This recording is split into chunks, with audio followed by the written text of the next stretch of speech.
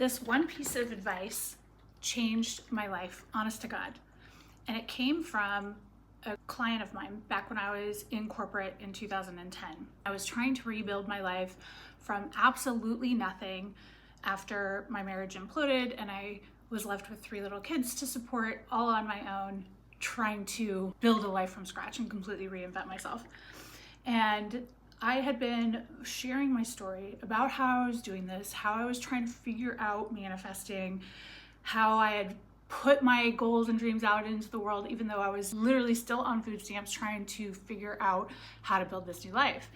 This was my first big corporate role. I was in New York City for a big conference with the CEO, and I had all these meetings. I was at the conference meeting with a client, and all of a sudden I checked online, and one of the blog posts that I had written about how I was rebuilding my life, I thought that it was anonymous because back then, being in corporate, you couldn't tell people about your personal and private life.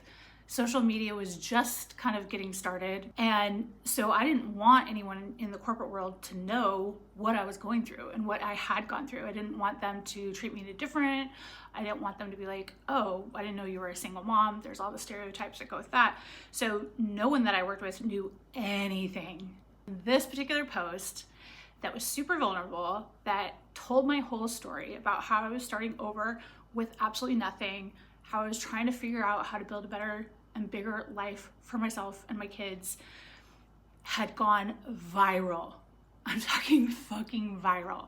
When you Googled me, it was everywhere, all over the internet. I was working for a legal company, an e-discovery company. This is a very buttoned up room, if you will. And I just remember going, oh my God, my life is over.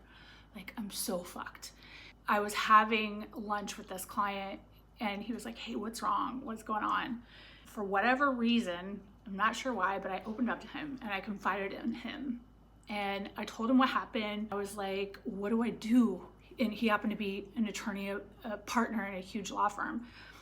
And he looked at me, and this is the advice that he gave me. He looked at me and he said, Sarah, if that is really your story, own that shit. Own your story. He's like, that is an incredible story. Always step into and own your story. And honest to God, it was the best advice anyone has ever given me. If you can own your own personal story, I'm telling you, everything changes. I would not be here if it wasn't for that advice. If I had hidden, not taken that advice and just leaned into it and said, yes, this is me, I'm sharing